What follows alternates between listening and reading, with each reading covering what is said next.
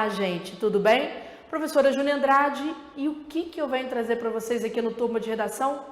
Aula de redação e de técnicas de interpretação de texto para o Enem. Sim, todo mundo reclama da prova de português do Enem, que é cheia de texto, é um texto para cada questão, 2 textos para uma questão, 3 textos para uma questão e por aí vai.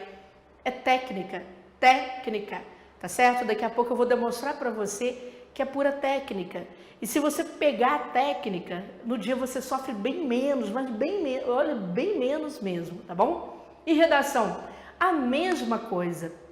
Pessoal, o mesmo know-how que você tem para uma prova de redação do Enem, praticamente faz parte do conhecimento lá das áreas de concurso público. Por quê? Muita gente não sabe, mas são bancas de concurso que formam exatamente aquele consórcio, tá certo? Responsável pelo banco de questões do INEP, VUNESP, Cisgran Rio, a temida FGV, por isso que a prova de português é difícil, tá certo?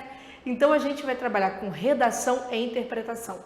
O curso estará disponível para vocês a partir do mês de maio, não é? E você terá acesso ao seu curso até o dia da sua prova, isso aí sem problema nenhum, ou seja, você pode assistir a sua aula dentro do seu tempo, quantas vezes você quiser.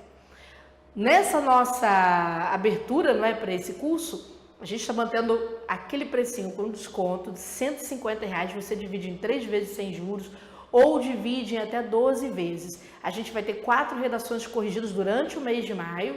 Se você gostar, depois você entra na turma 2, que vem lá para junho, julho e assim vai, tá bom? E aí você tem as técnicas de interpretação. Gostou? Turma 2, novos temas, novos exercícios de interpretação para você praticar. Com certeza você vai se dar muito bem aí na prova do Enem, tá bom? E para provar você, né, a eficiência do nosso trabalho, vocês vão assistir agora comigo um aulão que eu preparei com dicas de como iniciar sua discursiva, ou seja, sua redação, e com técnicas de interpretação. Assista as 2 partes. Eu tenho certeza de que você vai gostar bastante e vai notar que era isso que estava faltando aí na sua vida no Enem, tá bom? Beijo grande e até a aula. Olá, vamos então para a nossa aula de dicas de redação para o Enem. Como eu disse para vocês, não é? A gente que vem do concurso público tem muito know-how para trabalhar essas questões todas. Por quê? Porque no concurso, gente, a gente tem que fazer milagre. As mesmas bancas que formulam a prova de vocês, como eu disse, né, que fazem parte de um consórcio e exatamente vão construir o banco de questões do Enem, são as bancas de concurso público. Ocorre que no Enem você tem o edital, por exemplo, lançado praticamente 3 vezes o tempo de um edital para concurso, e o concurso muitas vezes lança edital com 2 meses antes da prova. E como é que aqueles alunos passam na redação? Passam. Vou mostrar para você alguns resultados nossos, exatamente para que você possa entender que não é difícil não. A redação do Enem tem uma tranquilidade, ela tem um caminho a ser seguido e eu quero não quero economizar nas dicas para vocês. Eu vou começar com dica de vou começar com as dicas de introdução da redação, como construir uma boa introdução, porque a introdução é importante, e depois eu vou deixar dicas de interpretação. Técnicas de interpretação, para você não ficar lendo um texto 1, 2, 3 vezes, tá bom? Então, lá no material, vamos então trabalhar as nossas dicas de redação. Antes disso, porém, gente, como eu disse para vocês, olha só, eu gosto de tudo que eu faço aqui no Turma de Redação, eu gosto de mostrar resultado. Isso aqui, eu estou gravando a minha aula em abril, então o último concurso enorme que a gente teve foi da Polícia Rodoviária Federal. E isso aqui são 10 alunos nossos, né, com as maiores notas da PRF. A redação valia 20 pontos, né? Então você está vendo aqui tem o nome dos alunos, né, para a gente ser bem honesto mesmo, mostrar tudo direitinho. Aí você fala, mas isso é uma planilha. Gente, é o seguinte, é porque aqui no Turma a gente tem uma promoção em que o aluno manda, os 10 primeiros alunos mandam as suas redações, os alunos com notas mais altas, né? E aquele que tirou a maior nota leva o seu dinheiro de volta, o seu investimento feito no curso de volta. Além de ser aprovado no concurso, o cara ainda vai embora. Então, é exatamente essa mesma técnica que a gente usa em concurso, a gente vai transferir, vai adaptar para o Enem. É claro que o Enem tem regras próprias, tá certo? Ele tem regras próprias, mas nós vamos para aquelas técnicas que são muito eficazes. Para te falar mostrar que a gente não fica só de planilha, isso daqui, ó, é o espelho da redação do Rodrigo Leão Lima, não é? E você vai ver que, olha só a nota dele, todos os itens relacionados à redação ele tirou total. Mais um aluno daquela lista lá, o Túlio Márcio, veja só. Tá vendo? E esses caras estudam assim 2, 3 meses antes e dão conta de chegar lá num concurso público, para o cara ganhar igual um PRF aí, salvo engano, R$9.000. Então, dá para você no Enem? Dá, tá bom? Preste atenção aqui, eu sou professora, que eu vou te dar dicas de introdução. Como que você pode introduzir a sua redação? Por que introdução, Júnia? Gente, toda discursiva, vamos dizer assim, toda dissertação, ela tem 3 partes, né? Que você já sabe. Ela tem a introdução, tem o desenvolvimento, certo? E tem a conclusão. O que não quer dizer 3 parágrafos. Você já sabe que não são 3 parágrafos. O que muita gente não compreende, né? O aluno estuda exatamente todas aquelas competências que o Enem exige, mas ele não compreende o básico, que é a formação, como que o examinador lê a sua redação. É essa parte que conta. Você precisa enfrentar aquele cara. Então, conto para vocês que se vocês prestarem atenção, vejam só, eu tenho 3 irmãos que estão em faculdade, exatamente 3 irmãos, certo? Quando meus irmãos foram fazer o Enem, né, dos 3, 2 vieram para minha casa. Eles não eram, a gente não mora na mesma cidade. Vieram para minha casa. E eles vieram para minha casa às vésperas do Enem, né? Então, a gente teve uma conversa, o quê? De um dia ou 2, basicamente. Foi uma conversa de 1h30, 2 horas. E um ficou com 920 e o outro 960. Tá bom? Simples assim. Dá para poder fazer isso? Sim, porque nos concursos nós somos compelidos a produzir resultados de forma muito rápida. Então, se você prestar atenção, você vai ver que eu separei para você, aqui na parte de introdução, 3 dicas interessantes para você começar o seu texto. O que a gente vai mostrar aqui é o que o pessoal que tira nota 1000 no Enem, na verdade, já faz, mas talvez você não entenda com essa linguagem, não entenda com a linguagem de só olhar para a redação deles, e eu quero traduzir para você o que acontece, tá bom? Você pode introduzir a sua redação de várias formas, mas existe uma técnica que é a técnica do espelhamento, a técnica do acordo e a técnica do conceito. Isso aí você vai escolher qual é a melhor técnica para você. É bom quando a gente faz curso, porque a gente pratica as técnicas, não é? E aí, na hora da prova, você não só escolhe, como sabe qual é a melhor para você naquele momento, tá bom? Vamos lá. O que é a técnica do espelhamento? Consiste no seguinte: a partir do tema, muita atenção agora, tá bom? Porque é para resolver sua vida de uma vez. A partir do tema, você precisa pensar uma situação de concretização. Isso é muito valorizado no Enem. O que é uma situação de concretização? É jogar para a realidade. Certo? Jogar para a realidade a sua requisitura. Como assim? Você já reparou que tem muita gente no Enem que tira nota 1000, aí o cara está contando a história de um livro, ou ele está contando ele começa, abre a redação fazendo um resgate de um fato histórico, tá certo? Ele entra naquilo ali. Então, essa é a chamada técnica do espelhamento. Você traz o tema para dentro de uma propositura real, ou seja, para dentro de um exemplo, tá bom? Daqui a pouco eu mostro como que faz isso daí. Que muita gente acha, tem que ter um repertório de conhecimento, professora, muito vasto.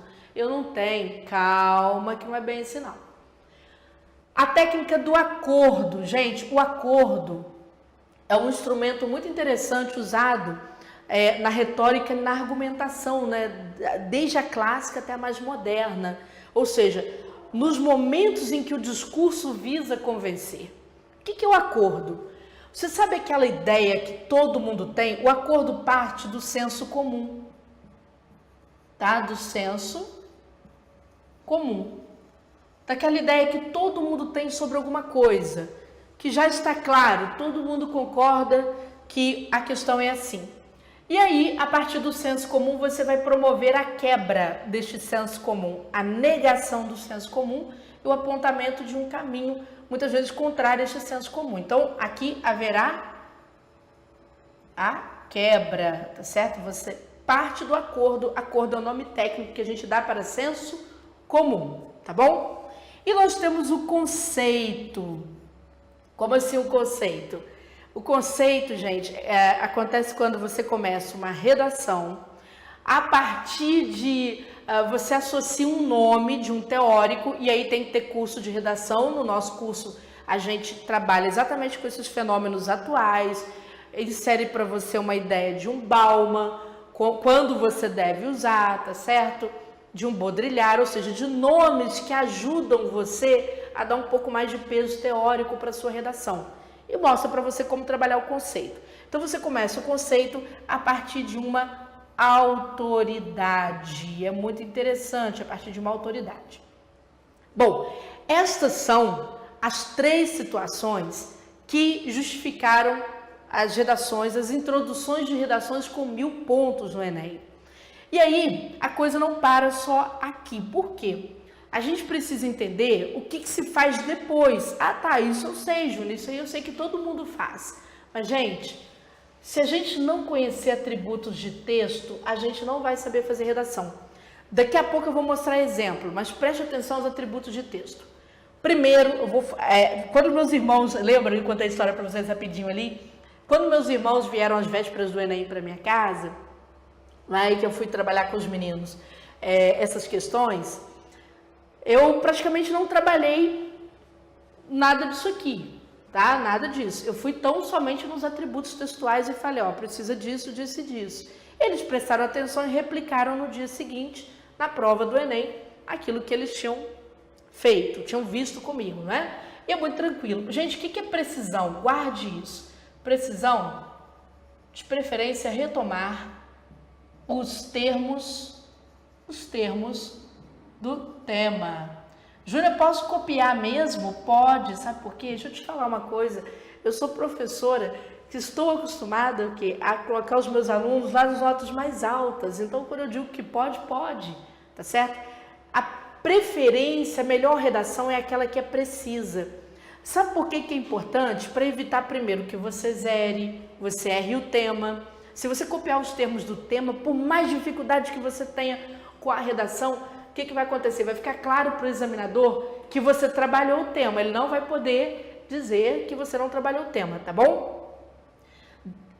Todo tema vai te pedir um posicionamento, bem ou mal, tá certo? Esse posicionamento nem sempre quer dizer que você é favorável ou contrário a alguma coisa. Não é isso. Deixa eu te dar uma dica bacana.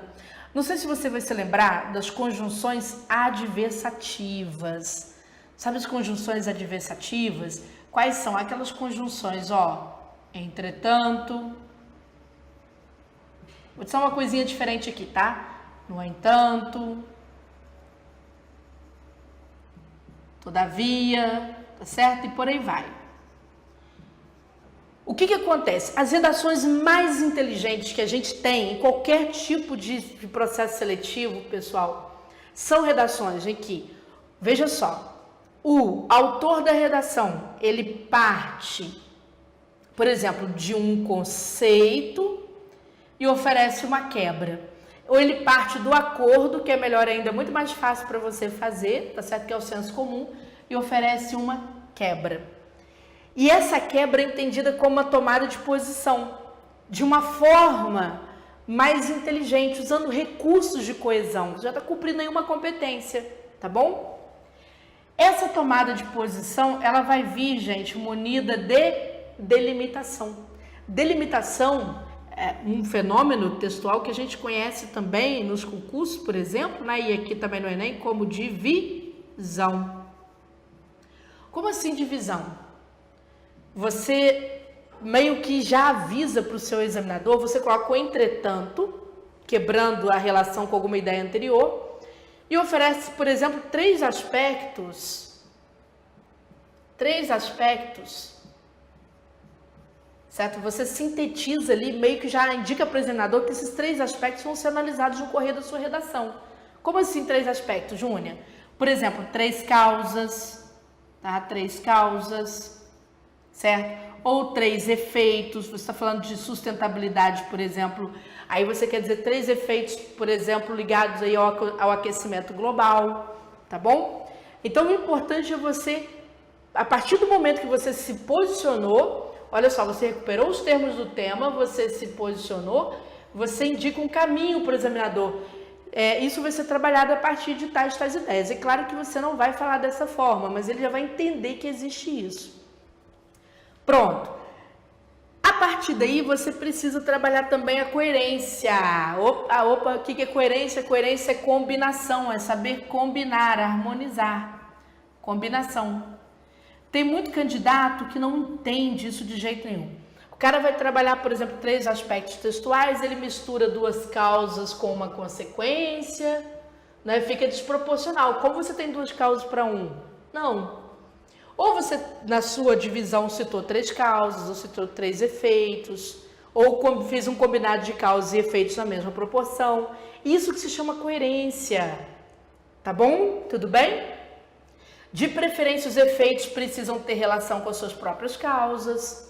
Porque às vezes o aluno cita várias causas, por exemplo, do aquecimento global, e cita efeitos, né, que se o aquecimento global não for contido, ele cita efeitos que não tem nada a ver com a causa que ele escolheu. O que dá? Falta de combinação, falta de coerência. E aí você deixa de cumprir uma das competências do Enem, tá bom? A coesão, preste atenção que eu vou te mostrar daqui a pouquinho. Feito esse processo todo, o que é coesão, gente? O que é texto mesmo? Preste atenção aqui, ó. Texto é tecido, costura. Quando você entra com a informação nova, você precisa vincular essa informação nova à informação velha. Muita gente não sabe disso. E esse vínculo é feito por um botãozinho chamado coesão.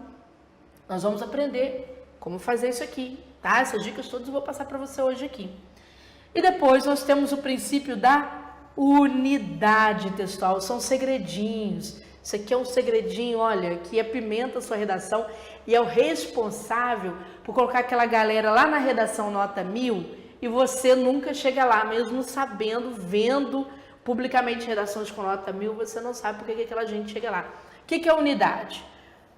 Sabe a sua gaveta de roupas, sei lá, sua gaveta de material aí escolar, alguma coisa assim? Às vezes isso aí fica uma bagunça, não fica? Então, tem gente que é ultra organizado. É uma unidade, quer dizer, um elemento por vez. Uma informação por vez. É ir devagar, tá, gente? Informação por vez. Não é passar no bandejão e encher o prato, não. É um pouquinho de cada coisa no seu devido lugar. É isso. Vamos ver na prática? Né? Falei muito, vamos ver na prática. Você já conhece esse tema. Foi do Enem 2018. Né? Um tema relativamente até óbvio para a época, não é? Estava todo mundo apostando nisso mesmo. Mas, enfim, se você fez, você não se deu bem, né? Isso mexeu com você. A banca pede que, a partir de textos motivadores, eu nem os trouxe aqui, porque realmente não vão ser necessários aqui para nós, e com base nos seus conhecimentos, redija um texto dissertativo argumentativo em modalidade de escrita formal da língua portuguesa sobre o tema manipulação do comportamento do usuário pelo controle de dados na internet. Então, preste atenção nas palavras do tema, porque você tem o atributo da precisão de preferência, tá bom? E aí pede ao final que você apresente propostas de intervenção que respeitem direitos humanos. Hoje nós vamos trabalhar a introdução, o como começar. Porque toda prova de seleção pública, gente, 2 pontos são importantes, a introdução e a conclusão. O meiozinho da redação faz com que o examinador se perca às vezes, ele fica cansado e tal, mas ele presta muita atenção no que ele está lendo no início, né? E atenção redobrada à finalização. Então, saber começar, eu vejo muita gente dando dicas de conclusão, por isso que hoje eu trouxe para você dicas de introdução. Bom, eu trouxe a redação aqui, um trechinho da redação de Jamile Borges. Jamile Borges tirou o quê? Tirou 1000 na redação dela. E nós vamos ver por que ela conseguiu esses 1000 pontos, tá bom? Gente, aqui está a introdução da Jamile, a partir desse tema aqui, manipulação do comportamento do usuário pelo controle de dados na internet. Preste atenção à correção que eu vou fazer desta introdução para você entender por que ela acerta. Vamos lá. A série britânica Black Mirror é caracterizada por satirizar a forma como a tecnologia pode afetar a humanidade. Então, nós temos aqui uma palavra-chave, tecnologia. E aqui ela parou aqui. Dentre outros temas, o seriado aborda a influência dos algoritmos na opinião e no comportamento dos personagens. Ponto. Fora da ficção, os efeitos do controle de dados não são diferentes dos da trama e podem comprometer o senso crítico da população brasileira. Ponto. Assim, faz-se pertinente debater acerca das consequências da manipulação do comportamento do usuário pelo controle de dados na internet. Gente, a Jamile foi linda, preste atenção. Manipulação do comportamento do usuário pelo controle de dados na internet. O que é isso aqui na redação da Jamile? Princípio da precisão, é um atributo textual, ela soube praticar. Quando a Jamile foi começar a redação dela, ela começou por uma questão interessante, ela começou pela técnica do espelhamento. Ela pensou, poxa, em que realidade eu vou encaixar esse tema que fala sobre controle de dados? Ela pensou numa série, pode ser série, pode ser livro, pode ser um exemplo do dia a dia, pode ser uma reportagem, pode ser um fato histórico. Então aqui ela trouxe para a série. Você vai ver que ela explica o que é a série. A série é caracterizada por satirizar a forma como a tecnologia, trouxe uma palavra-chave do tema, pode afetar a humanidade. Ponto. Então ela trouxe uma informação, certo? Dentre outros temas, agora ela vai fazer o quê? Outro atributo, ela vai delimitar. Eu vou colocar em verdinho os atributos, tá bom? A técnica eu vou deixar em azul. Os atributos eu vou colocar em verdinho, ó. Atributo da precisão. E aqui, ó, dentre outros temas, ela vai selecionar. Quando a gente usa a preposição dentre, a gente indica para o examinador que a gente está selecionando a informação. Então, ela vai delimitar. Lógico que ela vai delimitar dentro da unidade do tema dela, né? Dentre outros temas, o seriado aborda a influência dos algoritmos na opinião e no comportamento das personagens. Ponto. Agora vocês vão ver a Jamile tomar um posicionamento. Um posicionamento ou a favor da série que ela trouxe ou contra a série que ela trouxe.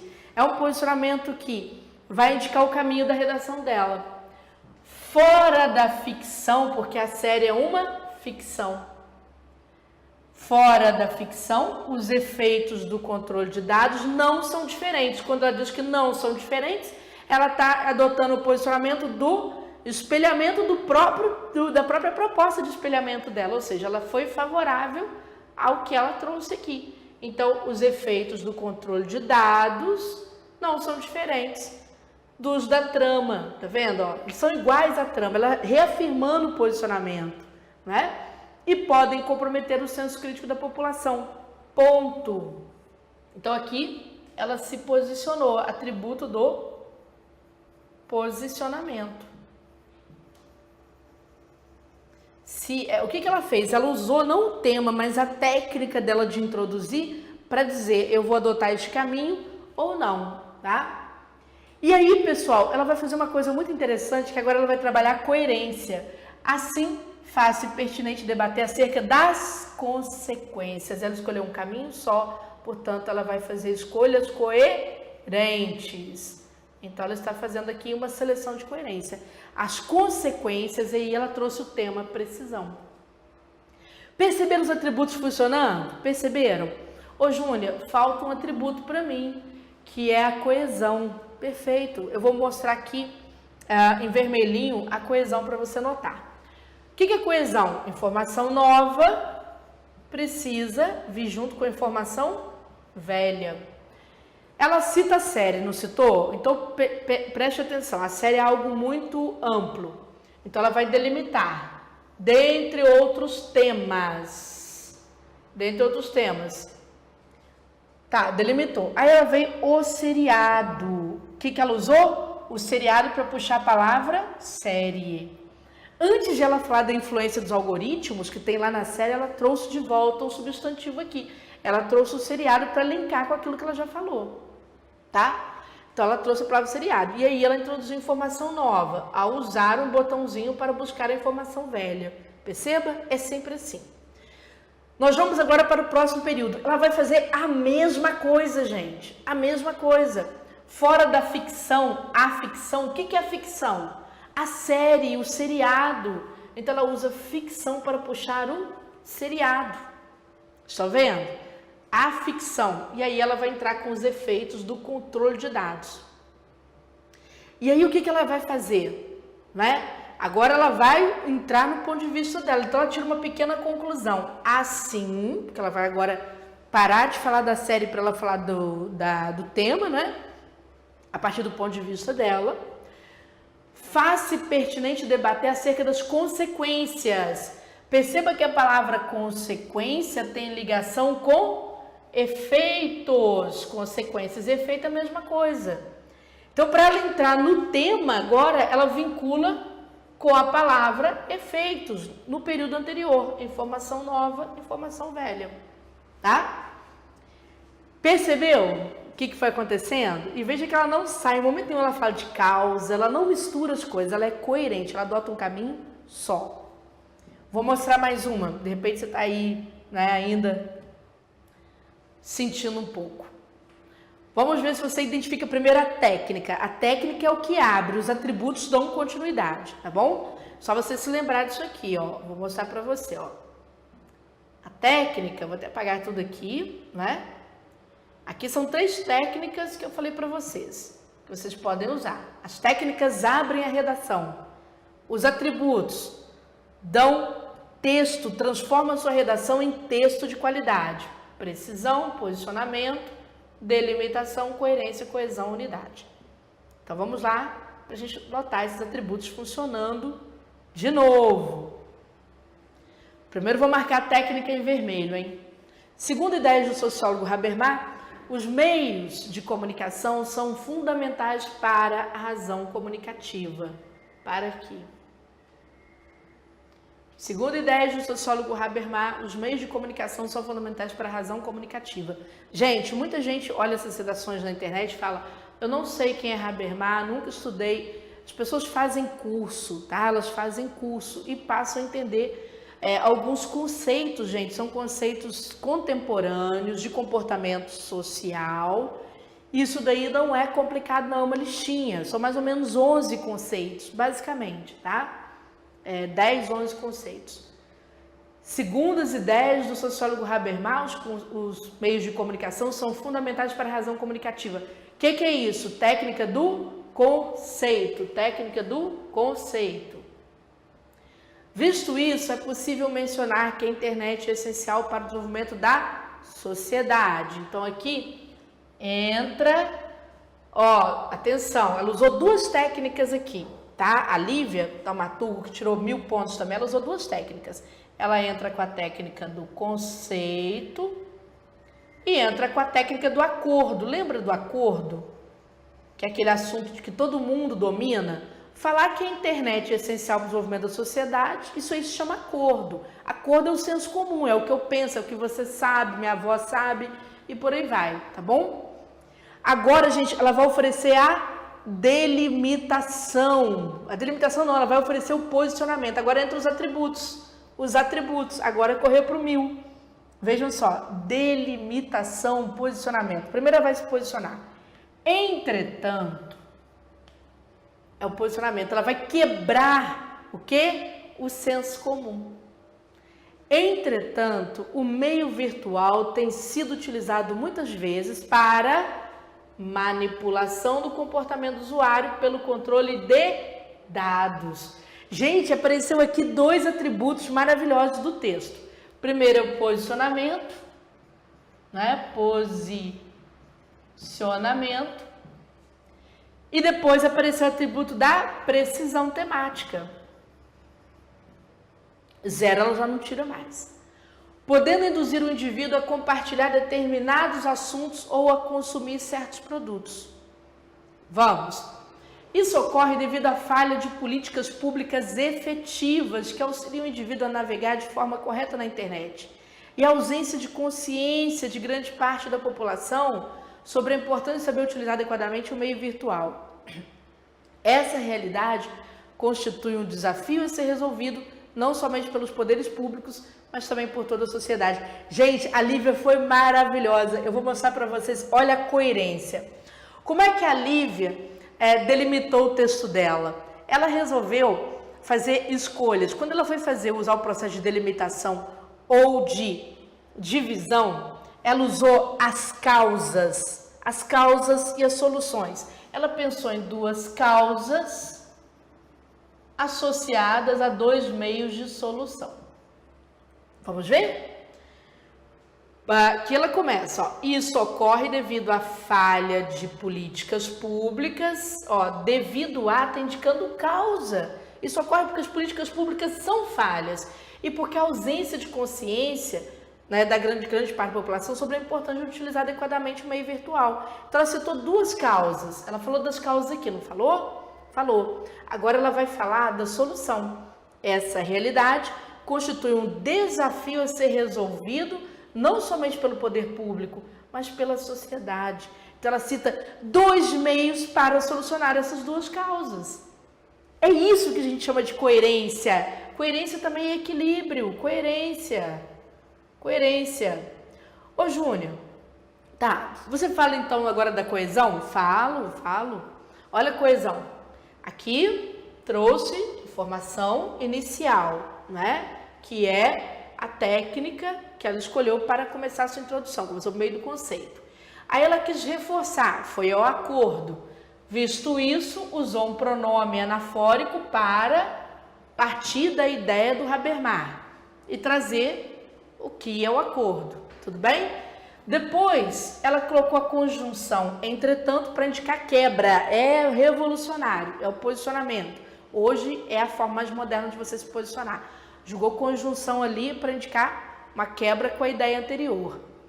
Quando ela vai entrar aqui nas causas, ela vai escolher a sua delimitação, ou seja, citar suas causas, ela, ó, e isso, de novo, pronome anafórico, né, usando o pronome correto. Claro que no curso você aprende a usar os pronomes de forma correta. E depois, ó, essa realidade. Ou seja, sempre antes, a Lívia ela fez um pouquinho diferente da Jamile, porque a Jamile, quando foi fazer coesão, vou mostrar para vocês aqui. A Jamile fez coesão, gente, com substantivos sinonímicos, tá? Então ela usou, por exemplo, o seriado para puxar a série, ela usou ficção para puxar o seriado, tá certo? E depois usou consequências para puxar efeitos, tá vendo? Ela foi fazendo a sua cadeia referencial, a sua cadeia coesiva por meio de substantivos. Técnica maravilhosa, eu gosto até mais do que com os pronomes. Já a Lívia, que também teve uma, vamos dizer assim, estava muito bem preparada, não é? Ela usou o quê? Ela usou pronomes anafóricos, tá vendo? Os pronomes de segunda pessoa, que são os que têm SS, para recuperar as ideias imediatamente faladas. Eles fazem uma recuperação mais porosa, tá, gente? De tudo que tá aqui. Eles fazem uma recuperação mais generalizada, tá bom? É como se recuperassem a ideia, tá certo? Aqui do entorno. Vejam que não tem como, esses redatores, essas redatoras, né? Elas nunca começam nenhuma informação sem fazer recuperação dos elementos, tá bom? E aí, para você poder perceber, eu trouxe uma última dica, tá? Uma última dica, um último exemplo, para você perceber como que as pessoas trabalham. Eu já tenho certeza que a esta altura você já está olhando a redação do Pedro Assad de forma completamente diferente, né? Você já está lendo de forma técnica a redação dele, como se você fosse um corretor. Olha que bonitinho, vamos comigo? As primeiras 2 décadas do século XXI no Brasil e no mundo foram marcadas por consideráveis avanços científicos, dentre os quais destacam-se as tecnologias da informação e da comunicação, ou seja, as TICs.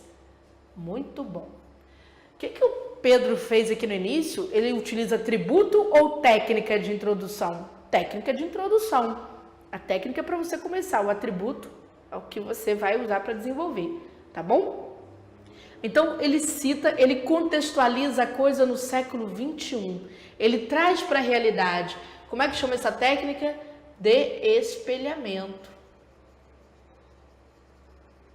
Ele traz para a realidade. Ele não quis ir à história, necessariamente, não quis citar um livro, ele quis falar do hoje, tá? Olha, o que acontece hoje é isso daqui.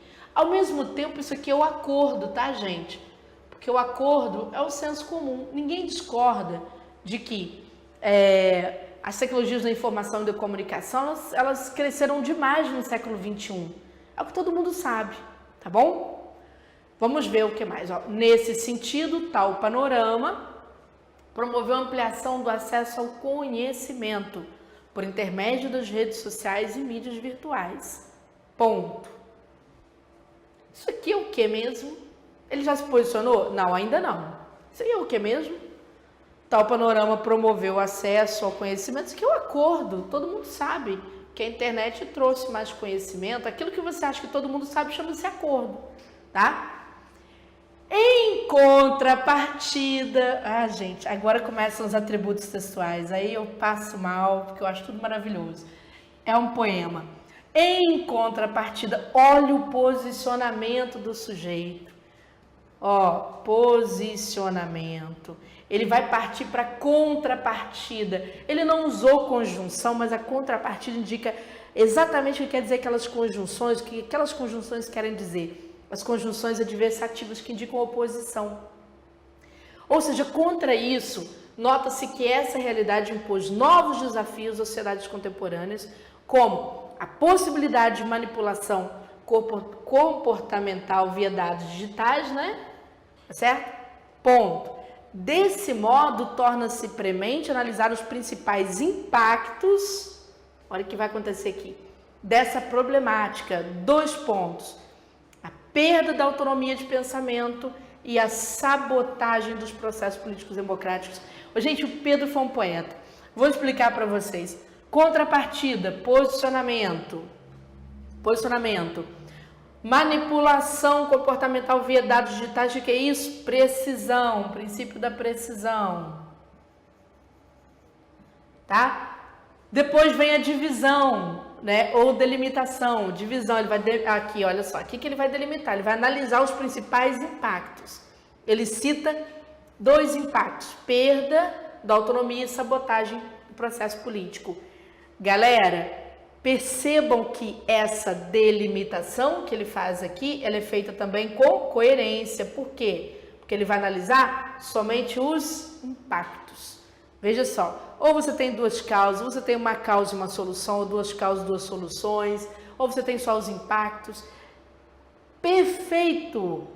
Perfeito, são pessoas que talvez nunca tenham se visto na vida, mas que têm técnica para começar um texto. Sabe o que acontece depois disso aqui, gente? A redação se organiza em torno desses 2, da autonomia do pensamento e da sabotagem dos processos políticos, até chegar à conclusão, quando tem que fazer aquela intervenção de defesa dos direitos humanos. Tá bom? É dessa forma. Ô, Júlia, você falou de um princípio da unidade, eu não te vi comentar, não. Bom, mas antes de eu comentar, vou te mostrar a coesão, tá? A coesão aqui da redação do Pedro. Aqui o Pedro traz para você o contexto, né? Tudo bem? Trouxe para você a realidade, ok? Nesse sentido, antes de ele entrar com o acordo, ele vai no mesmo sentido. A contrapartida, que é o posicionamento dele, nota-se que essa realidade, porque ele entrou, gente, no acordo, naquilo que todo mundo sabe, essa realidade impôs novos desafios às sociedades contemporâneas. Desse modo, tá vendo? Coesão. Tá, Júnia, e a unidade? Unidade, gente, é um biscoitinho de cada vez, Primeiro o contexto, depois o acordo, né, que ele usou também aqui 2 técnicas de introdução, depois o posicionamento em face desse geralzão que tá aí, tá? Você vê que é um elemento de cada vez. E depois a delimitação.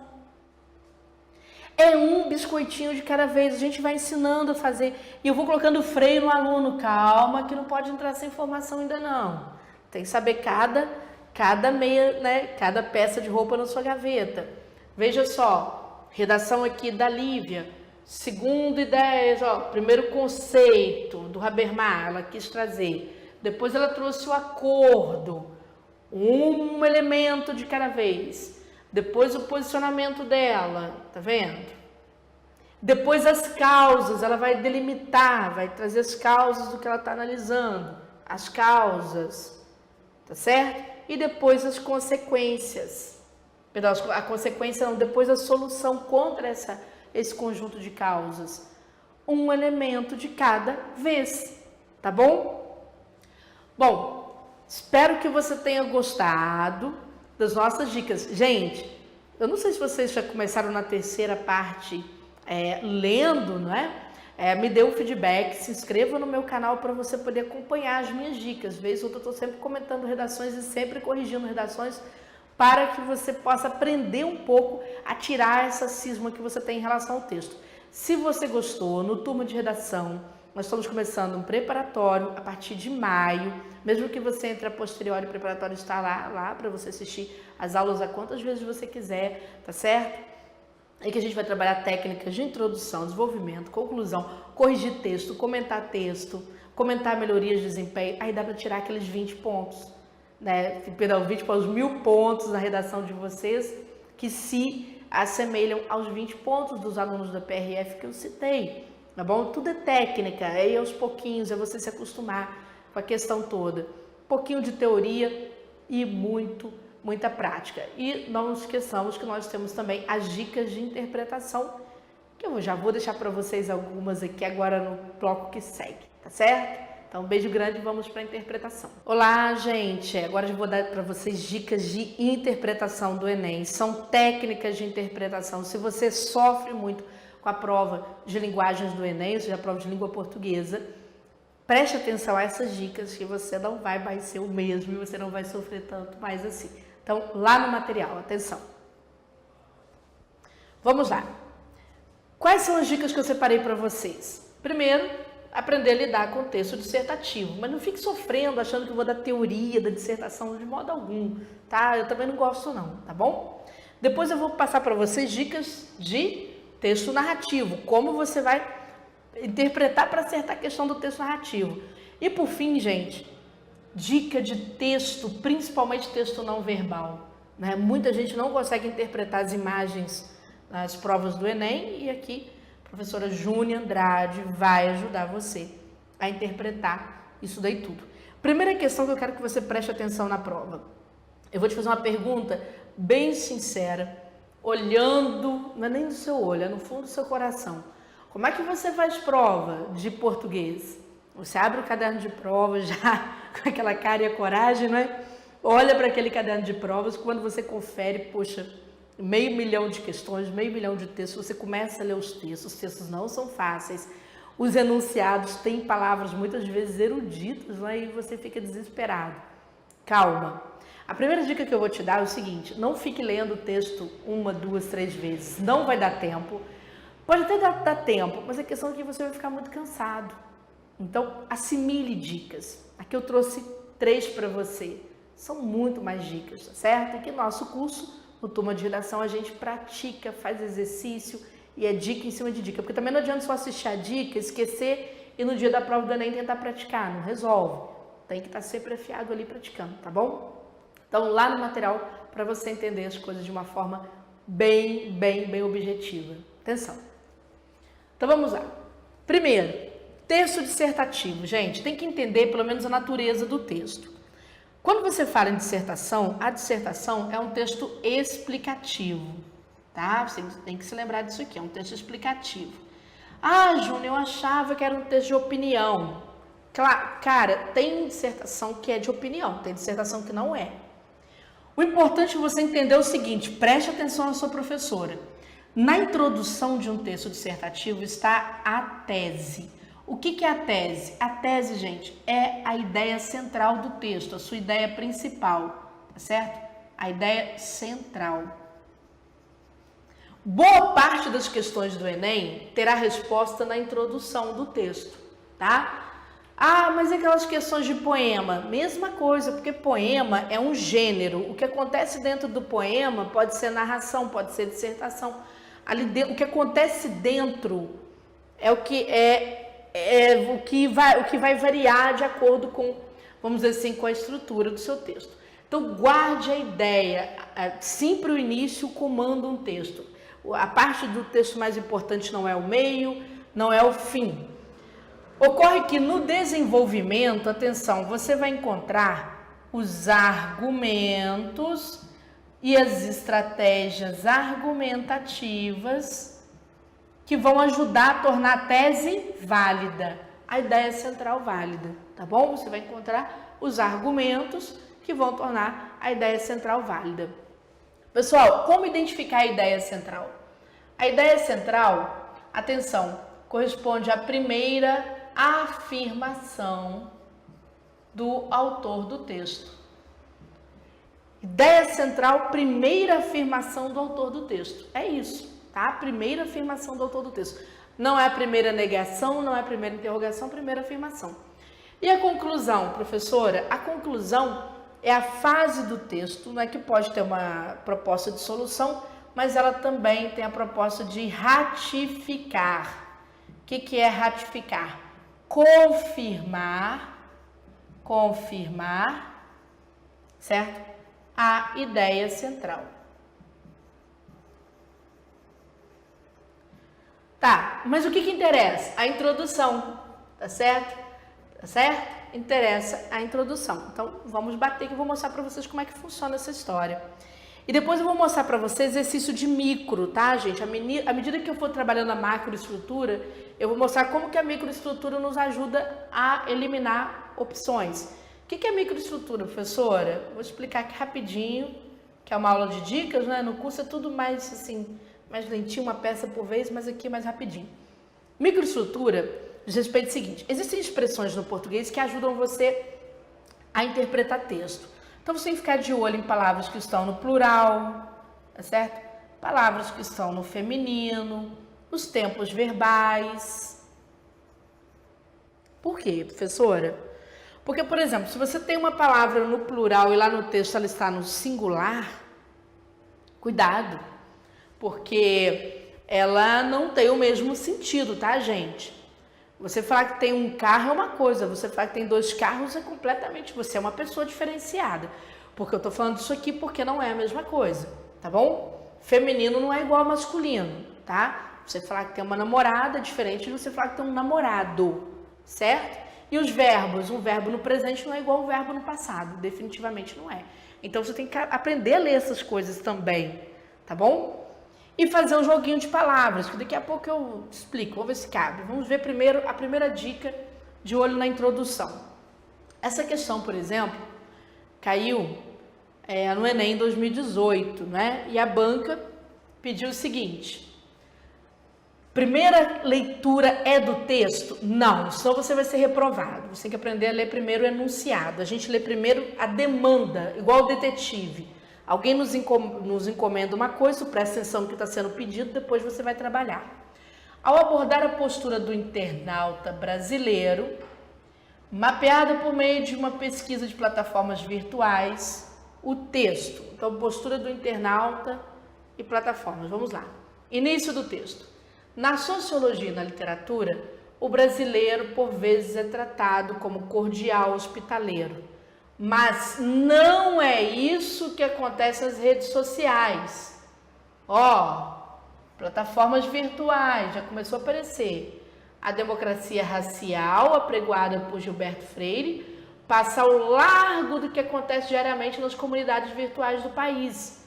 Quer dizer, se na literatura o brasileiro é visto como cordial, bonzinho, nas redes sociais não é isso que acontece. Gente, já dá para fazer? Claro! Preste atenção. Vamos lá?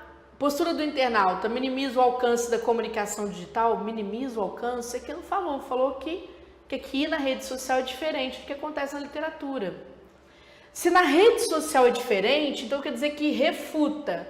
Refutar, aí tem aqueles verbos da interpretação, né, gente? Refutar, contestar, certo? Criticar. São pouquinhos verbos, não são muitos verbos não, tá? Você se acostuma com eles. O que é refutar? Você nega ideias preconcebidas, ou seja, ideias que apareciam antes sobre o brasileiro. Então, na literatura ele é tratado assim. A rede social trata do mesmo jeito? Não. Deixou claro. Isso passa ao largo, passa longe, passa ao largo, tá? E pode ver, ó, olha só a comprovação. Racismo, homofobia. Então, né, a galera aqui não é bacana, não. Relativizar responsabilidade, não falou sobre esse assunto. Exemplifica conceitos contidos na literatura, não vai contra a literatura. Redes sociais contra a literatura. Expõe a ineficácia dos estudos para alterar tal comportamento. Expõe a ineficácia. Que estudos? Não entendo estudos nenhum. Só falou aqui, na verdade, na sociologia e na literatura, como que o brasileiro se comporta. Então, refuta ideias, porque ideias são ideias da sociologia e da literatura plural, preconcebidas, porque aparecem em primeiro plano, né? Então, se refutam, são ideias que vêm antes sobre quem? Sobre o brasileiro, sobre ele ser cordial, tal. Lá no início, tá? No poema, Júnior, é a mesma coisa? Filho, é a mesma coisa. Vamos lá? Comando primeiro. Na literatura temática negra produzida no Brasil, é recorrente a presença de elementos que traduzem experiências históricas de preconceito e violência. Vamos lá. Então ele falou que isso aqui veja que a banca não perguntou, ela só falou que isso aqui acontece direto. No poema, essa vivência revela que o eu lírico, ó, aqui este pronome já indicou, eu quero essa vivência. Presença de elementos que traduzem experiências históricas de preconceito e violência. Essa vivência revela que o eu lírico. Quem é o eu lírico? A primeira pessoa do poema, tá, gente? Não é a Maria Chiquinha do poema, não é ninguém, não. É a primeira pessoa. Quebrando. Vou ler só o início. Às vezes, sou o policial que me suspeito. Me peço documentos e mesmo de posse deles me prendo e me dou porrada. O cara, ele é o policial dele mesmo, ele apanha e ele se dá porrada. E aí diz aqui, no poema, essa vivência revela que o eu lírico. Vamos lá, letra A. Incorpora seletivamente o discurso do seu opressor. Gente, vamos lá. Às vezes eu sou policial, eu me peço documento, tá incorporando? Tá vestindo o outro em si. Por que é seletivo? Porque sempre? Não, às vezes. Olha só, mecanismo palavra a palavra, hein? Às vezes, né? Eu me peço documentos, então o teu discurso de quem? Do policial que me prende e me dá porrada, do seu opressor. Júlia, por que não é a letra B, professora? Explica aí. Submete-se à discriminação como meio de fortalecimento. Gente, vamos lá. Fortalecimento, ele se prende, se dá porrada, se sair fortalecido de alguma coisa? Não. E ele diz assim, ó, o ponto em que me entrego, se eu vier aqui então para a conclusão do poema, fecho-me o cerco, sendo o gesto que me nego, a pinga que me bebo, embebedo, o dedo que me aponta e denuncio, o ponto que me entrego. Então, quer dizer, se fortalece de quê? Né? Engaja-se na denúncia? Não, ele não é engajado, ele apanha dele mesmo, ele não denuncia, ele mesmo se entrega, tá claro? Então não tem essa ideia de denúncia, não tem essa ideia de ação. Sofre uma perda de identidade, muita gente pensou isso aqui, tá? No Enem. Sofre uma perda de identidade e de noção de pertencimento.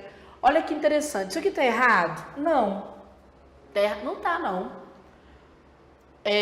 Porém, por que a letra A é melhor? Atenção, porque a letra A está toda no texto. Ela está toda no texto. Essa daqui é interpretativa, ela é possível, ela é inferência, é aquilo que a gente chama de possibilidade, não de certeza, tá? Eu só marcaria a letra D de dado se eu não tivesse a letra A. Então, Júnior, não posso levantar a cabeça do texto e ficar pensando de jeito nenhum, menino. Você tem que ficar com a cabeça grudada no texto ali, você não pode sair do texto, é só isso, tá? Ele acredita esporadicamente na utopia. Utopia, gente, é uma coisa boa, um sonho, né? Na sociedade igualitária nunca é. Ele se apanha, se prende, etc., não é isso? Então, não. Guardou, então, essa dica? Tudo que a gente faz é no texto. Vou pegar essa daqui que vai misturar imagem com dissertação, tá? Vai ter um texto que é uma imagem e uma dissertação. Tente não desgrudar a cabeça do texto e sempre de olho no início. Aqui você está vendo um conjunto de pernas, né? Um par de pernas aqui, os pés chamam a atenção e tem espelhos nesses pés. Pronto. Vem aqui para o texto verbal, que é ele que comanda. Mas antes disso, vamos ver aqui. Nos textos, a concepção de body art, né, a arte do corpo, está relacionada à intenção de. Vamos ver? A body art, põe o corpo tão em evidência, né, põe o corpo tão em evidência, que sua influência estende-se até os dias de hoje. Ó, o corpo está em evidência, sua influência estende-se até o dia de hoje, certo? Se na arte atual as possibilidades de investigação do corpo parecem ilimitadas, pode-se escolher entre representar, apresentar ou ainda evocar o corpo. Isso ocorre graças ao legado dos artistas. Enfim, gente, quando você tem dois textos, uma imagem e um texto, entenda sempre que o texto 1, ele funciona como base introdutória do texto 2. Lembra que eu falei da introdução? Preste atenção. Então, a body art está relacionada à intenção de. Então, atenção, hein? Vamos lá. Estabelecer limites entre o corpo e a composição. Estabelecer limites entre o corpo e a composição. Aqui falou que são ilimitadas. Então, eu já corto aqui. Tá? Que hoje, na arte atual, essa questão é ilimitada. Fazer do corpo um suporte privilegiado. Então, olhe para a introdução. O que é a introdução? Havendo dois textos, o texto 1 comanda a introdução. Você tem aqui um pé e nesse pé tem o quê? Um espelho. O pé carrega um espelho. Então, o corpo serve como suporte? Sim. Privilegiado de expressão? De certo modo, sim. Por que é privilegiado? Porque os dois textos só falam de corpo. Certo? E aqui está falando o quê? De um corpo em evidência, em experimentação variada, ou seja, um corpo em expressão, tá? Olha a B de bola aqui gritando. Discutir políticas e ideologias sobre o corpo como arte. Se olhar aqui o texto 1, ele não está discutindo nada não, é só um espelho no pé, certo? Não está discutindo nada, isso aqui já é a interpretação da interpretação. Compreender a autonomia do corpo como contexto da obra. O corpo é autônomo em relação ao contexto da obra. Gente, para o corpo ser autônomo, então, ele não precisaria se transformar no suporte. Veja que aqui o corpo é o suporte do espelho. Certo? Ele que suporta o espelho. São duas coisas juntas. A autonomia quer dizer que seria se o corpo fosse uma coisa só e o corpo comandasse tudo. Ele seria autônomo, seria dono de si, não carregaria nada. Ele seria a arte, tá bom? Então, você não tem essa ideia de autonomia, porque ele é suporte, ó. A gente está vendo aqui a imagem do suporte. Destacar o corpo do artista em contato com o espectador. Cadê o espectador? Tá vendo na figura? Não. Então, não tem. Não tem quem está assistindo isso aí, não tem. Portanto, questão 11 aqui da prova de 2018, né? Resposta letra B, só por isso.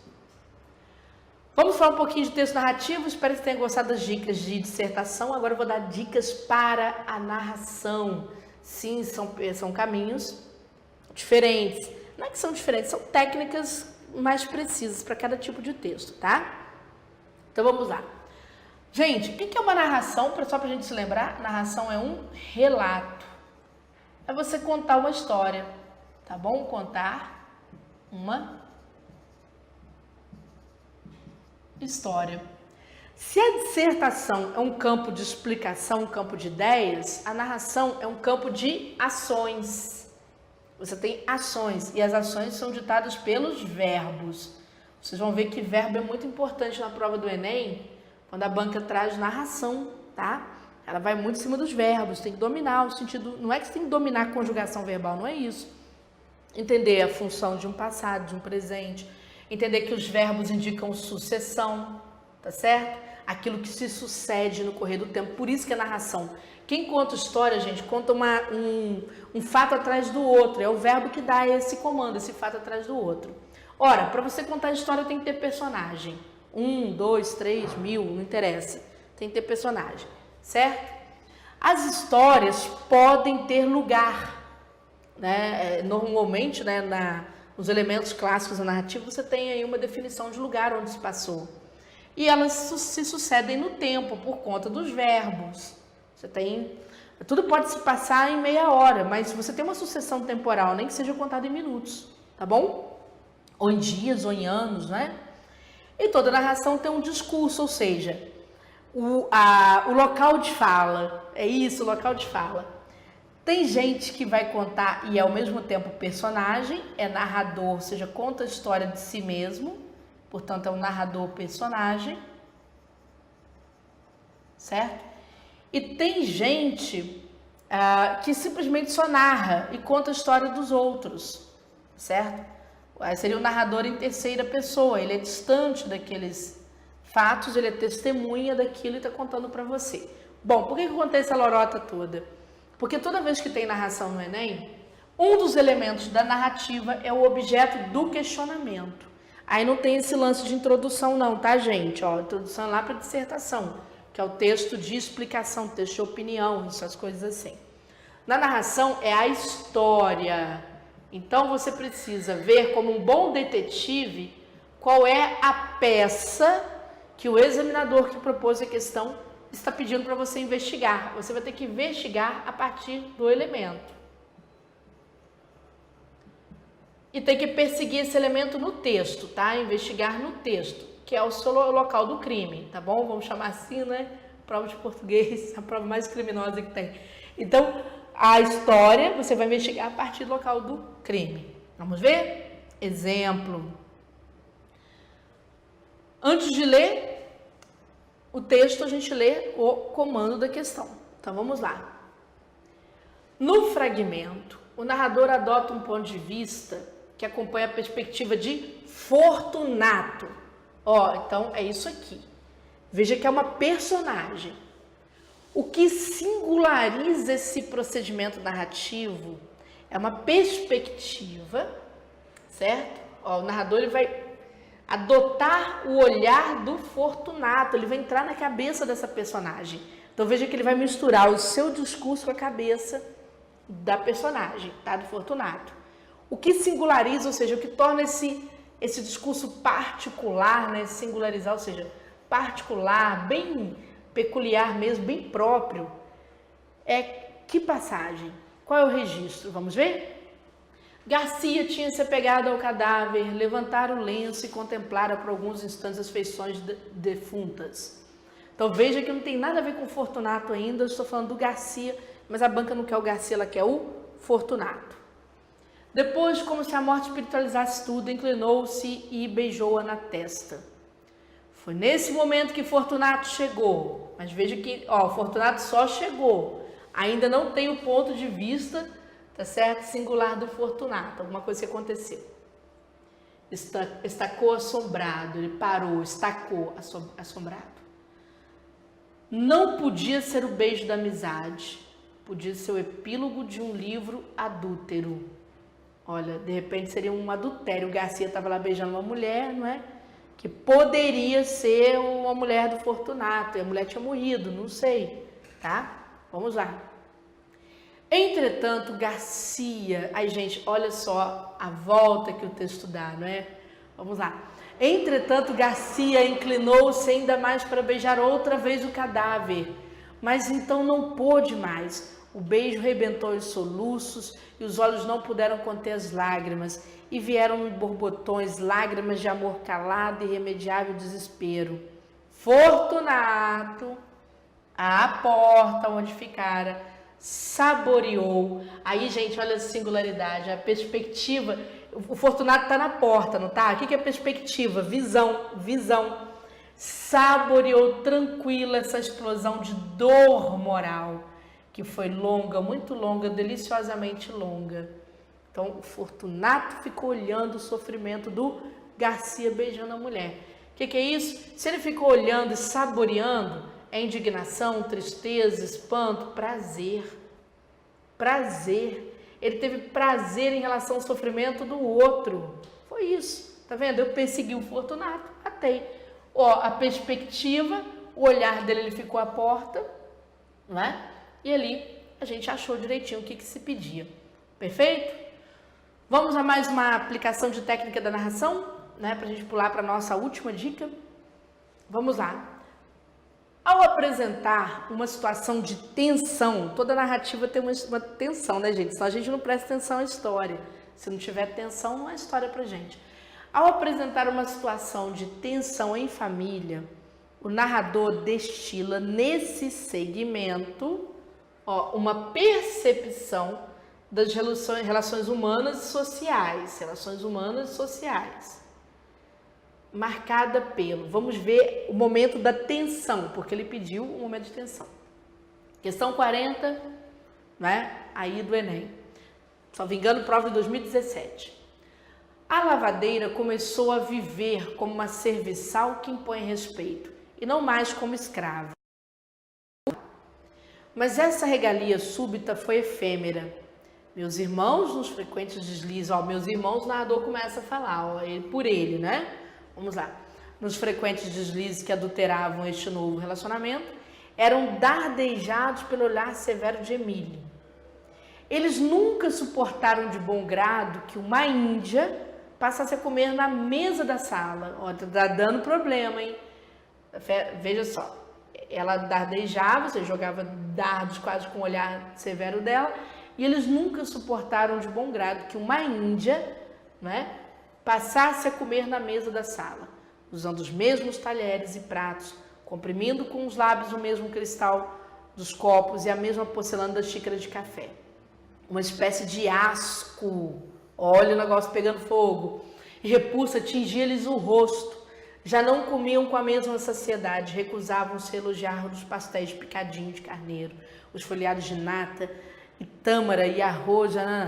Aquela mulher sentada, muda, né, com o rosto rastreado de rugas, era capaz de tirar o sabor e o odor dos alimentos e de suprimir a voz e o gesto, como se seu silêncio ou a sua presença, que era só o silêncio, pedisse o outro de viver. Veja que há uma tensão. Qual é a tensão? Existe aqui os irmãos do narrador, não é? E existe uma empregada que acabou ganhando uma certa autoridade, né, para sentar à mesa. E eles não gostam muito da situação, eles perdem até a vontade de comer quando ela está por ali. Ora, vamos lá. O narrador traz para a gente uma percepção, um julgamento de relações humanas e sociais demarcadas por quê? O que está por trás desse julgamento que os irmãos dele impõem sobre essa pessoa sentada? Predomínio de estigmas, de classe e de raça. Gente, o texto deixa claro que ela era lavadeira, né? Ela não era mais escrava, então meio que ela subiu um pouquinho, né? Ganhou uma autoridade. E de raça, quando eles falam que uma índia passasse a comer na mesa da sala, precisou falar a raça dela. E comer à mesa, ó, intimidade e convivência, porque tem que sentar perto desses caras aqui. Letra A. Por que não é a letra B? Discurso da manutenção de uma ética doméstica contra subversão de valores. Discurso de manutenção de uma ética doméstica não é ética. Você fala que você tem repulsa da pessoa, não é? Isso aqui não pode. Palavra boa não pode. Desejo de superação do passado, não. Não há nada a ser superado, porque a tensão é exatamente a manutenção daquele passado. Sentimento de subordinação à autoridade representada pela matriarca da família, mas não é a matriarca, é alguém que era lavadeira, não é a mãe, não é? Alguém que era a lavadeira de roupa ali que passou a sentar à mesa. Rancor com ingratidão e hipocrisia gerados pela mudança de regras na casa. Muita gente fala isso, rancor com a ingratidão. Gente, ingratidão, vamos lá. Em algum momento fala aqui que eles são gratos ou ingratos? Não, eles são piores do que isso, eles têm repulsa dela. Não se falou a ideia de gratidão, mas é falar da raça dela, é uma índia, né? Tem a ideia de classe, sim, porque eles são, né, da alta e a menina lavava roupa, uma lavadeira, né? Tem a intimidade, que é sentar-se à mesa, usar os mesmos talheres da família, e tem a convivência, que é sentar com a galera. Agora, aqui não, aqui você não tem nada, aqui você está Interpretando, você está fazendo o quê? O que a gente chama de inferência. Inferência. Inferência a gente só faz, gente, quando a gente não tem aquilo que está no texto, tá bom? Vamos mais. Dica final, agora aprender a interpretar texto quando tem figura. Quanto sofrimento, né? Eu vejo as pessoas passarem por isso. Vamos lá. Texto verbal, texto não verbal. Gente, no texto verbal e não verbal, por que verbal e não verbal? Primeiro, porque se você tem uma charge, ou se você tem uma propaganda, certo? Ou se você tem um meme, é comum você não ter só imagem. Às vezes você não tem, só tem imagem, tá? O texto não verbal é aquele texto sem palavras, é a parte que não tem palavra escrita, não é? No caso, ou falada, mas falada não é. O texto verbal é o da palavra, tá certo? Texto verbal da palavra. Então vamos lá, aqui é o da palavra. Então, gente, o que nós temos? Nós temos o seguinte: no texto verbal, no texto não verbal, você tem a macroestrutura e a microestrutura. A macro é responsável por todo o desenho da interpretação. A macro, todo o desenho da interpretação. Ou seja, todas as imagens, você tem que olhar tudo, tá? Olhar tudo. Na micro, você vai olhar o quê? As palavras, entendeu? Então, olhar tudo e na micro você vai ficar de olho nas palavras, certo? Então, vamos lá, para a gente terminar aqui já no finalzinho. Preste atenção a tudo, mas dê importância fundamental às palavras, porque, gente, é texto, antes de qualquer coisa, é texto. Foco sempre nas palavras. Então, penúltimo exercício. Diz assim: a internet proporcionou o surgimento de novos paradigmas sociais e impulsionou a modificação de outros estabelecidos nas esferas da comunicação e da informação. A principal consequência criticada na tirinha sobre esse processo é: veja as palavras, ideologia e internet. 2, novas oportunidades. 3, nova bolha. Certo? Tudo da internet. Aí fala, nova ética. Você não era blogueiro de oposição? Aí ele fala, coerência é coisa de torcedor, eu sou profissional. Profissional. Então, nova ética, a pessoa muda conforme seu interesse, né? Novas oportunidades. Para o meme eu cobro X, para o textão eu cobro Y. Então, tá falando que as pessoas estão ali discutindo, tá certo? Questões ligadas à cobrança, etc., mudanças de ponto de vista e tal.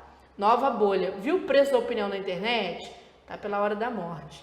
Gente, veja só, a principal consequência que a internet trouxe para a mudança de comportamento das pessoas, as pessoas mudam o tempo inteiro, é o que? Criação de memes? Não, tá certo? Meme, isso aqui não é só meme, né? Isso aqui é um quadrinho mostrando o que está acontecendo. Ampliação da blogosfera, ou seja, aumentou o número de participantes da internet, ela correu maior, vamos dizer assim, acontecem mais coisas nela do que se prevê, mais do que isso. Aqui que eu tenho, supremacia de ideias cibernéticas, não tem nada falando de robótica ou cibernética. Comercialização de pontos de vista, veja só, nova ética, a pessoa estava de um lado, ela passa para o outro, ela cobra X, ela cobra Y, o preço da opinião, então tem uma ideia de comércio. Tem ponto de vista? Tem sim, porque cada personagem dá o seu próprio ponto de vista. Tá vendo? Tem ponto de vista? Tem. Banalização do comércio eletrônico? Não houve banalização, porque está todo mundo interessado em ganhar. Então, a resposta é a letra D. Aumentou a comercialização. É a consequência. E essa questão aqui, para a gente finalizar, tá, gente? Preste atenção, muita gente errou essa questão. E a dica é bombástica aqui para fechar. Campanhas publicitárias podem evidenciar problemas sociais. O cartaz tem como finalidade. Vamos ver? Atenção, quem bate na mulher machuca a família inteira. Primeiro olhando para o cartaz, aí você vê que é um desenho infantil, né? Que tem a criança que desenhou, o pai, a mãe, os irmãos, e tem o papai que é um monstrinho. E aqui tem o 180, diz assim, ligue 180. Não se cale diante da violência doméstica. Se não deu para você ler, eu estou lendo. Ó. Não se cale, tem um comando aqui para a pessoa ligar e denunciar. O cartaz tem como finalidade, preste atenção, hein? Alertar os homens agressores sobre as consequências. Gente, pense na macro da interpretação. Quando você olha isso aqui, essa parte aqui, ela alerta o homem. Quem bate na mulher machuca a família. Realmente ela alerta o homem. Mas a informação é só para o homem? Não, porque aqui tem uma informação para a mulher não se calar. Conscientizar a população sobre a necessidade de denunciar? Tem denúncia? Tem. Tem violência doméstica? Tem. Tem conscientização? Tem, porque em cima e embaixo, tanto que embaixo a mulher machuca a família inteira, mostra o desenho de uma criança, mostra aqui para ligar para o 180, tem conscientização. População é homem, mulher, criança e bicho? Tem. Então essa aqui está muito boa, a letra B está muito boa. C. Instruir as mulheres sobre o que fazer em caso de agressão? Cuidado que só tem aqui embaixo. Em cima não é para a mulher, é quem bate na mulher. Tá vendo como é que a gente vai eliminando? Despertar nas crianças capacidade? Não, criança só tem um desenho, tá? Não se cale diante da violência doméstica, não dá pra gente saber se é criança. E quem bate na mulher é o homem. Então, cuidado que aqui não é criança. Exigir das autoridades? Não está exigindo nada, porque aqui não tem nada sobre autoridade. Então, gente, é para a população, porque tem um conselho para um homem, tem o desenho da criança e tem não se cale para a mulher, tá bom? Galera, gostaram das dicas? Bom, se vocês gostaram, tá certo? A gente vai continuar no Turma de Redação, as nossas dicas preparatórias, com mais exercícios, mais técnicas, repetição, até você ficar craque, tá? Beijo grande para você.